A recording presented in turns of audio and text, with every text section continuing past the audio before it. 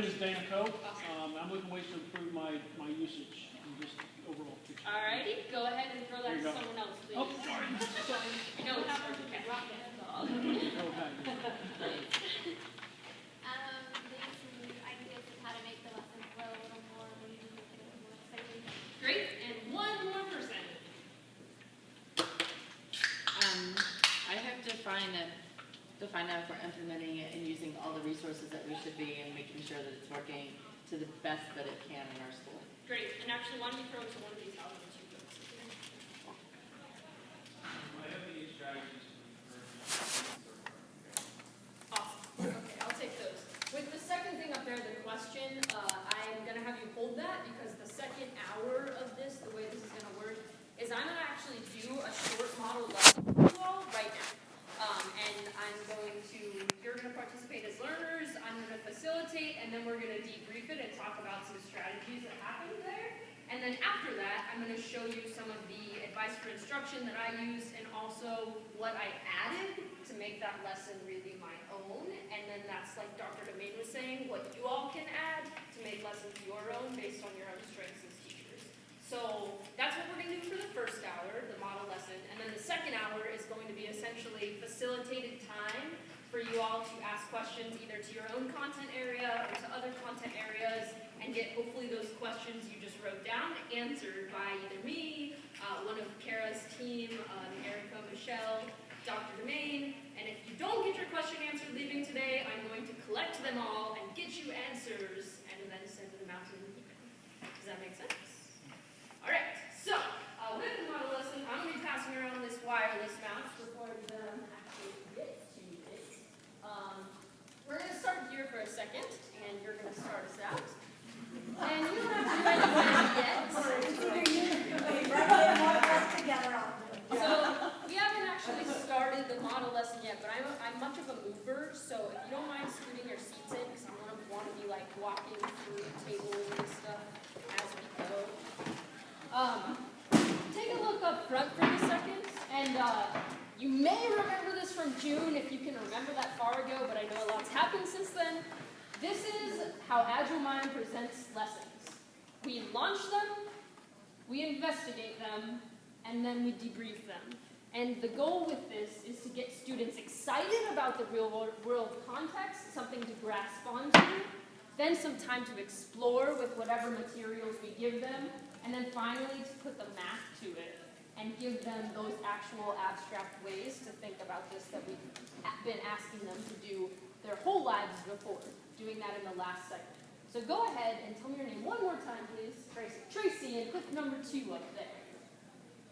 All right, just quickly on this page, our idea is to put the ideas first. And if you haven't noticed that already, it's going to be pretty clear as your lessons go. You see the ideas, and then you grapple with them, and finally we make them abstract. Go ahead and click us onto 3. So take a look, scroll down just a tad so we can see the bottom of this. And take a look at this for a second. It says engagement and Agile Mind. And just yell out some of the interactions that you see happening in the classroom. Who is interacting in the classroom? Anyone can share. Student, student. Student to student. Who else? There's 3 interactions happening. One is student to peers. What's another one? Student to teacher. Student to teacher. And what's the third one? Teacher to class. So I want, while I'm doing my model lesson, you all to kind of keep your eye on how each of those 3 interactions is playing out. Now, what's at the center of this? Say it out loud. Content. That's the visualizations that you all love, the student activity books that everybody has been using greatly, and all those other things that you've been adding to your classrooms to make them tie together. Tracy, go ahead and pass that mouse to someone at another table and click us onto page 4, please. Alrighty, so scroll down a tab so you can see this whole thing. These are just a couple pieces that you already do in your classroom. You differentiate, you assess, you use literacy strategies, engagement, you do timing, you use the advice for instruction, hopefully. I'm going to do all of these things, or attempt to, and just keep your eye on them as I'm going, because at the end we're going to have a chance to reflect. so that you can pick up some ideas and maybe add some of your own ideas to these lessons. Go ahead and click us on there, Kyle, if I remember correctly. All right, you don't have to read this, but what I am going to do is ask you what you think or what you've seen as being maybe your best Agile Mind lesson. If it was like the ideal Agile Mind lesson and you saw the best teacher doing it, what do you think it would look like? And I'm going to throw the hedgehog to a couple people to share out. I don't know your name, so I'm going to throw it to you in the front. What's your name? Angie. And what do you think an Agile Mind lesson should look like? Well, just thinking about one of our lessons that seemed to go really well was the animation. The students were engaged through the lessons with the animations that kind of drew them in, and then they practiced a little bit. And I think that's as far as we got that day. All right, awesome. So they were engaged, They I were heard you engaged. say. You said animation, which is good. Let's get two more. What do you think an Agile Mind lesson ideally would look like? We're using it to its maximum capabilities in our classrooms. And those of you that aren't teachers are welcome to share also. Erica, Michelle, so who just walked in? You have something in your mouth. Chris. Anyone else? All right, name again? Mark, Mark is going to share. collaboration. Collaboration, and tell me one more thing. Throw that to someone else. Sherry. What do you think coming earlier today? I think some of the student-to-student interaction where you're having the conversations. Okay, awesome. Who has the mouse right now? All right, so I'm going to move us on, and we're going to take a look at the AFI after the lesson. So I'm going to let you compare what I did with what Agile Mind gave to me. Now I'm actually going to get us to the lesson, and while I'm doing this, I'm going to tell you that you are going to participate in this lesson as learners, but you can be adults. You don't have to be like bad students. But I really do want you to engage with the activities so that you can feel what it feels like to be in an Agile Mind classroom and to actually have these conversations and do what we're asking of these kids. So I picked a lesson from Math 8 just because I know we're from all content areas, but the particular reason I picked this lesson is because it's an overview, and from what I've heard, a lot of people have struggled with overviews in all of the text that is in them, and so I'm going to start here. You have the mouse. I am going to give you some materials, and we're going to get started. So, can I have you pass one of these out to each person, or 4 on each table? You can pass those 4 on each table.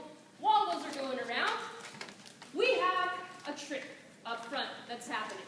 Now, I want you to raise your hand if you've ever been on a day-long car trip. You've been in a car for more than like 4 hours at once.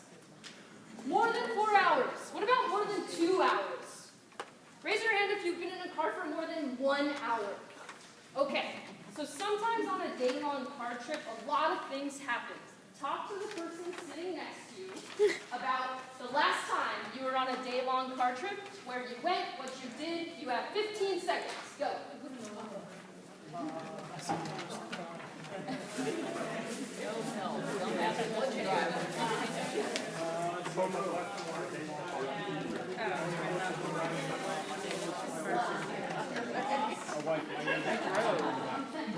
Five more seconds. 4, 3, 2, 1, 0. Did any of you stop on your car trip? Raise your hand if someone said I stopped. Raise your hand if someone said I drove on a highway. Raise your hand if you drove through a city. No one drove through a city. Raise your hand if you liked it. Raise your hand if you didn't like it. Okay, so there's a lot of reasons that we go on day-long car trips. And you all have the same screen in front of you right now on a piece of paper. I would like you to grab one of those. And today we're going to talk about Tamira's car trip. And what we're going to do is we're going to use a reading strategy that this is the first time we've used it this year, and it's called paired reading. So I'm going to teach that, and we're going to practice, and then we're going to do it with a card. So what happens is I need someone to volunteer to help me model this to the class. Can I have a volunteer?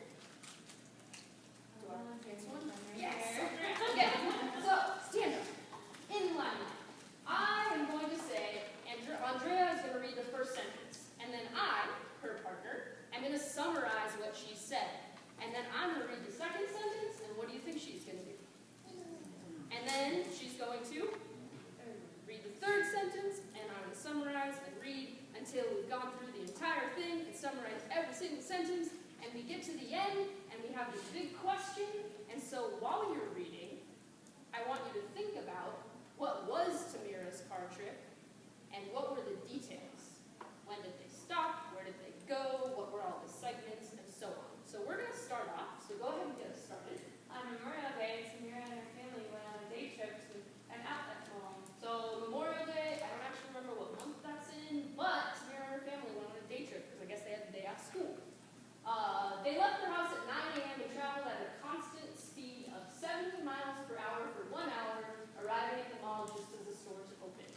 They left the mall, they drove for 70 miles, took them an hour, and the store was Cool. All right, we're going to pause there, and I want you to find a partner at your desk and go ahead and start at the top and actually do paired reading to read this entire thing, keeping in mind that we're figuring out what about their trip. Can someone tell me one thing we're figuring out about their trip?